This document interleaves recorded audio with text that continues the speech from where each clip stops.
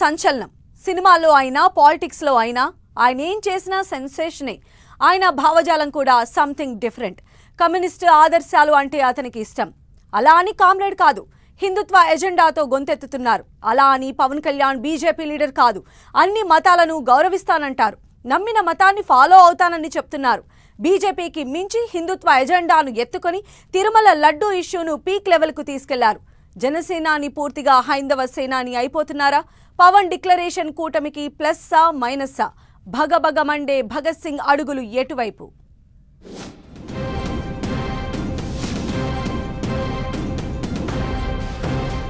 హిందుత్వ ఎజెండాతో పవన్ దూకుడు. వారాహి డిక్లరేషన్తో సంచలనం.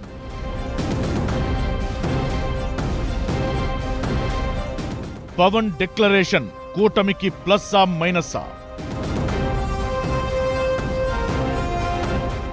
జనసేనాని జనం మెచ్చిన సేనాని అయ్యారు. ఇప్పుడు హైందవ సేనానిగా మారుతున్నారు. నిష్ఠగా దీక్షలు చేస్తూ హైందవ ధర్మం కోసం పోరాటమంటూ బీజేపీని మించిన ఎజెండాతో దూసుకెళ్తున్నారు.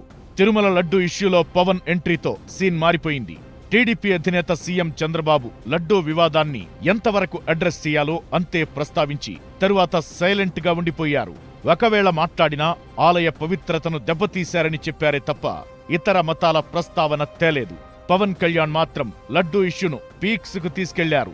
ఇతర మతాల విషయంలో ఇలాగే జరిగితే ఊరుకుంటారా? సనాతన ధర్మం మీద మాట్లాడకూడదంటే ఎలా అని ప్రశ్నించారు.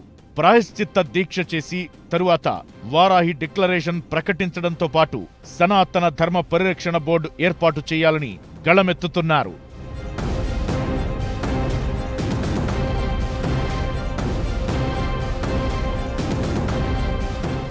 అంతేకాదు, సనాతన ధర్మానికి ఇబ్బందులు ఎదురైతే చూస్తూ ఊరుకోనని అంటున్నారు. ఎంతకైనా వెళ్లి తేల్చుకుంటామని చెప్పారు. రాజకీయాలను కూడా పక్కనబెట్టి ముందుకు సాగుతానని కూడా చెబుతున్నారు. హిందుత్వం విషయంలో ఏపీ బీజేపీ నేతలెవరూ ఈ స్థాయిలో రియాక్ట్ కావడం లేదు. కానీ జనబలమున్న పవన్ హిందుత్వ ఎజెండాను భుజానికెత్తుకున్నట్లు కనిపిస్తోంది.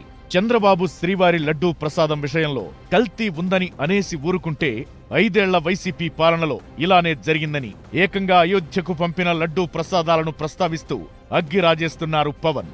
వారాహి సభలో సూడో సెక్యులరిజం అంటూ సేనాని మాట్లాడిన మాటలు కూడా చర్చనీయాంశమవుతున్నాయి.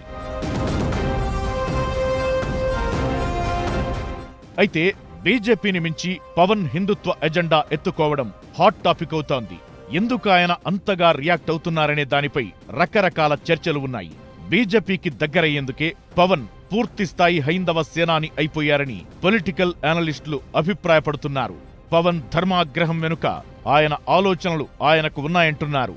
అయితే కూటమిలో ఉంటూ ప్రభుత్వంలో డిప్యూటీ సీఎంగా ఉన్న పవన్ వీర హిందుత్వ గళం వినిపించడం ద్వారా కూటమికి ప్లస్ చేస్తున్నారా లేక మైనస్ చేస్తున్నారా అన్నదే చర్చ అవుతోంది. టీడీపీ మాత్రం అన్ని మతాలను సమానంగా చూస్తామని, సెక్యులరిజమే తమ ఎజెండా అంటోంది. కూటమిలో కీలక భాగస్వామిగా ఉన్న పవన్ మాత్రం హిందుత్వ గళం ఎత్తుకున్నారు. ఒక విధంగా పవన్ చేస్తున్న ప్రకటనలు బీజేపీకి ఆనందంగానే ఉంటాయి. కానీ టీడీపీనే ఇబ్బందుల్లో పడుతోందని అంటున్నారు పొలిటికల్ అనలిస్టులు.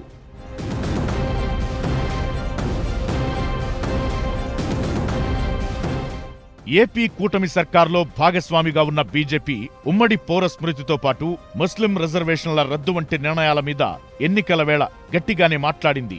ఇప్పుడు వక్ఫ్ బోర్డు రద్దు అంటోంది కేంద్రం.